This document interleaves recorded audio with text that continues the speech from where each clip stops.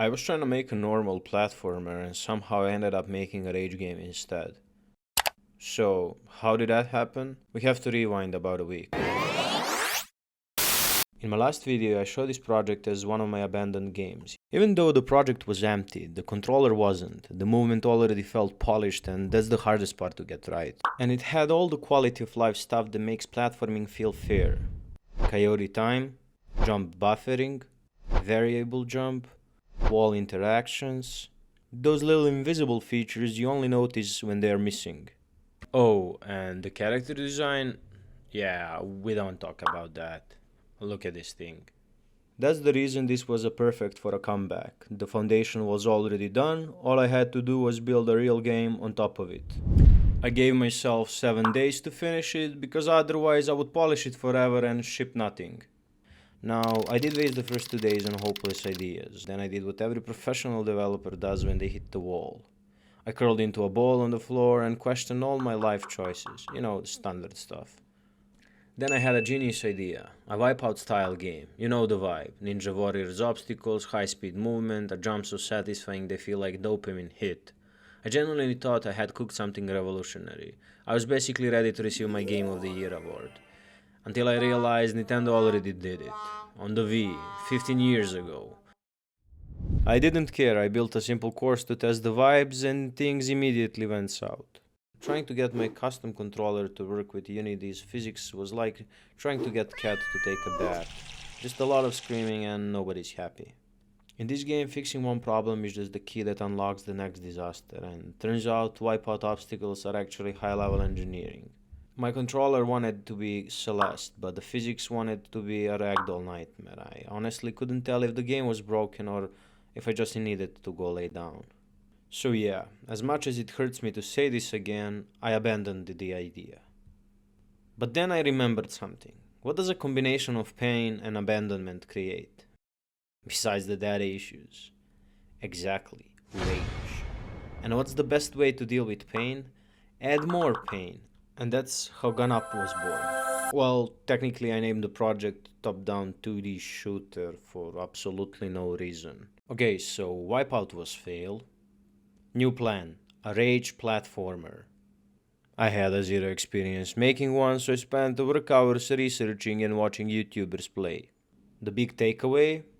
Rage games aren't about complex code, they're about 10% mechanics and 90% level design that makes you want to scream into a pillow. I set myself some strict rules. No 50 fancy features, no feature creep. Just one movement mechanic polished properly and a map designed to ruin your day. That's when I tried using shotgun recoil for movement, and instantly it felt wrong in the best possible way.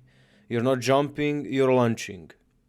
But of course, I didn't nail it instantly. At first, I gave my player multiple shots, and then game immediately became too forgiving. You could fix every mistake mid-air, it felt like playing with training wheels. So I tried reducing it to one shot but keeping the air control. It was still too easy, you could wiggle your way back to safety if you panicked hard enough. I kept tweaking platforms, adjusting gaps, moving things one tile left, one tile right, chasing that perfect "this is unfair but it's your fault" feeling. And then I realized something. I wasn't designing difficulty, I was designing loopholes. If I wanted this to be a real rage game, I had to stop guessing and start enforcing. So I locked in 3 rules. You had 1 ammo, no mid-air corrections. If you mess up, you live with it. There is no air control. You miss your angle, you fall. It's simple. And finally, there is no walking. The shotgun is the only way to move. And that's when it finally started feeling dangerous. With the rules set, the challenge shifted from coding to level design. I had to learn how to design fair pain. Because if a level feels random, people quit. But if it feels fair, they say, I'll give it one more try, and suddenly it's 3 AM. That's why I added safe platforms, a quick breath before the game breaks your heart again. Next, I wanted the game to look like a 2D Doom hellscape.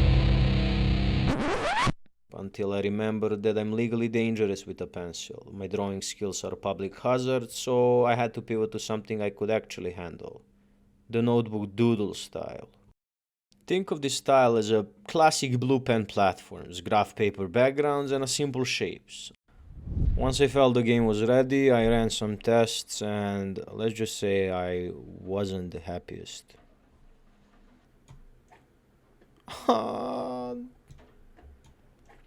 Wait, nah. Come on, man, where?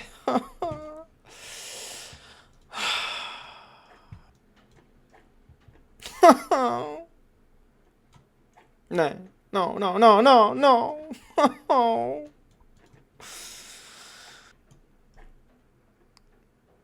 Bro, this is not real. Bro! Bro! Nah, I'm done with this game.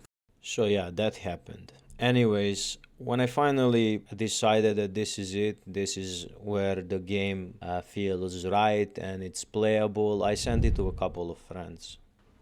Let's just say they weren't happy playing it, which I don't blame them. The game really does bring the worst in you. But the game was finished, and that's the most important thing because instead of leaving it abandoned, I gave it a second chance. If you wish to try out the game yourself and question your own life choices, there is going to be a link in the description. And if you want to see what project I cook next, hit the subscribe, and I'll be seeing you in the next video.